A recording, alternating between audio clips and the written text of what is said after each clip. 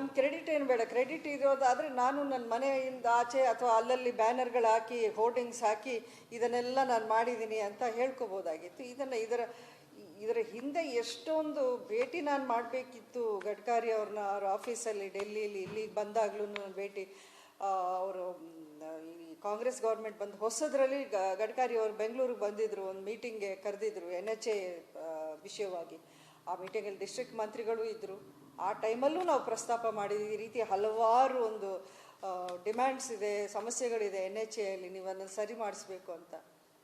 ಈಗ ನೀವು ನೋಡಿ ಒಂದು ವಿಷಯ, ಇದನ್ನೆಲ್ಲ ಬಿಟ್ಟು ಇನ್ನು ನಾವು ದೂರದಿಂದ ನೋಡೋಣ, ಬಿಗ್ಗರ್ ಪಿಕ್ಚರ್ ಅಂತೀವಲ್ಲ ಅದನ್ನು ನೋಡೋಣ. ಇಡೀ ದೇಶದಲ್ಲಿ ಇವತ್ತು ಕಾಶ್ಮೀರದಿಂದ ಕನ್ಯಾಕುಮಾರಿವರೆಗೂ ನೆಟ್ವರ್ಕ್ ಆಫ್ ರೋಡ್ಸ್ ಅನ್ನೋದು ಯಾವ ರೀತಿ ಪ್ರೋಗ್ರೆಸ್ ಆಗ್ತಿದೆ.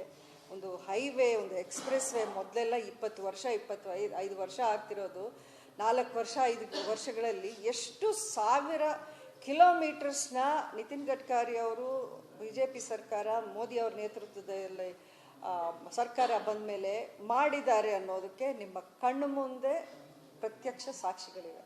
ಫ್ರಮ್ ಕಾಶ್ಮೀರ್ ಟು ಕನ್ಯಾಕುಮಾರಿ, ಅದರಲ್ಲಿ ಕರ್ನಾಟಕವೂ ಸೇರಿ. ಇದನ್ನು ಅಂದರೆ ಅವ್ರಿಗೆ ಹೇಳೋಕ್ಕಿಷ್ಟ ಇಲ್ಲ. ಇದನ್ನು ಈ ಒಂದು ಬೆಳವಣಿಗೆ, ಈ ಒಂದು ಅಭಿವೃದ್ಧಿಯನ್ನು ಕ್ರೆಡಿಟ್ ಕೊಡೋಕ್ಕೆ ಅವ್ರಿಗೆ ಇಷ್ಟ ಇಲ್ಲ.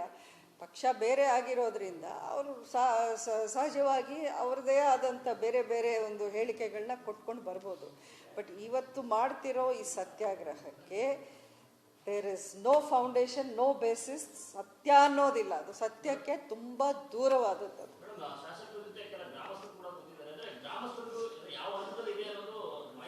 ಪಾಪ ಗ್ರಾಮಸ್ಥರಿಗೆ ಗೊತ್ತಾಗತ್ತಾ? ಈಗ ಶಾಸಕರು ಅವ್ರ ಜೊತೆಲಿ ಯಾರು ಇರ್ತಾರೋ ಅವ್ರಿಗೆ ಅದನ್ನೇ ಹೇಳ್ಕೊಟ್ಟಿರ್ತಾರೆ. ಈ ರೀತಿ ಆಗ್ತಿಲ್ಲಪ್ಪ, ನಾನೇ ಹೋರಾಟ ಮಾಡ್ತಿದ್ದೀನಿ, ನಾನೇ ತಗೊಂಬಂದ್ಬಿಡ್ತೀನಿ ಅನ್ನೋ ಅಂಥ ಮಾತುಗಳನ್ನ ಹೇಳಿರ್ಬೋದು. ಅದನ್ನೇ ನಾ ಹೇಳ್ತಾ ಇರೋದು. ಇದನ್ನು ಮಿಸ್ಗೈಡ್ ಮಾಡುವಂಥ ಕೆಲಸ ಅವ್ರು ಮಾಡ್ತಿದ್ದಾರೆ.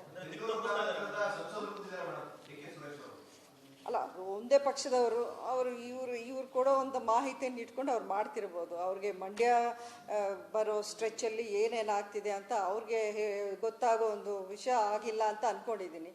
ಆದ್ರೂ ಗೊತ್ತಿದ್ರೂ ಆ ರೀತಿ ಮಾಡ್ತಿರ್ಬೋದು, ನನಗೆ ಗೊತ್ತಿಲ್ಲ.